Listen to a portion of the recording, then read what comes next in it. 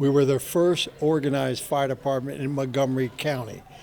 And back in the days when the people back in those days, when you had a fire, they shut down business. Everybody ran, and as time went along, the times have changed, but that was 125 years ago. Unbelievable. When I joined in 1956 with my family and all, we grew up in Takoma Park, and you lived in Takoma Park, and really in those days, you really knew the people. You knew the council people. You knew the Safeway people, the whatever, the gasoline people, the people that service your car. You knew them, and it was all community. You knew the place.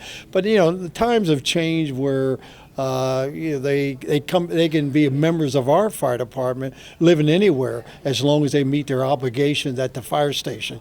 Come and make a standby, tender drills and all that. So it's changed a lot, but it's better. I transferred over there as a career guy back in 1979, and one of my reasons was it was a very strong volunteer organization. Even though I was career, I was still volunteering in another county. We got a base of about 60 active members that are pretty active at this point.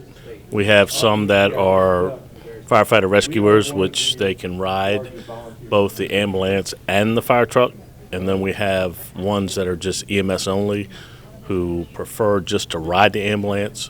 So we have a mix of firefighters and EMTs. The first building was up there, I think, in the area behind Ace Hardware, Carroll and Laurel Avenue.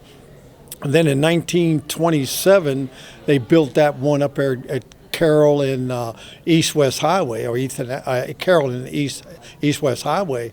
And that's where we've been since 1927. Back when I first started, the fire trucks didn't have doors, gasoline engines, carried 300 gallons of water, and it took you forever to get to where you were going. Our newest piece is a 2011, which we own now through the volunteer department, first time in a long time.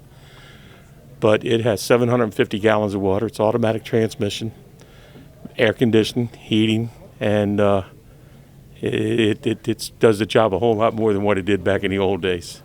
Right now, we only have a very few administrative members, but we need the ones that are going to go out on the apparatus and provide the service more than we would the administrative, but we're happy to take both. We do have a junior program, which we are taking them at the age of 17, and by the time their first year is up, they should be able to ride as a EMS person. Training has changed greatly. When I started, we had a 32-hour basic firefighting class. Now you have a 200-hour EMT class that we have to go to for emergency medical service training.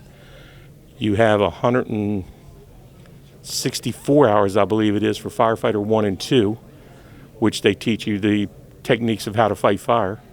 Then we also have pump classes now. We have practical rescue courses where they teach technical rescue training. We have collapse rescue training where they teach training to, in case of building construction or something like that, a collapse. Training style, it never changes. It changes every day. And we got a younger generation. Unfortunately, people have to work 2 and 3 jobs now that they don't have the freedom like we used to have. But I'd just like to see the camaraderie come back the way it used to be, where everybody could work together and get along together. Just to keep things moving along for better safety for the firefighters, different, better gear, better apparatus and things of that nature, just to keep moving things along and make it safer for us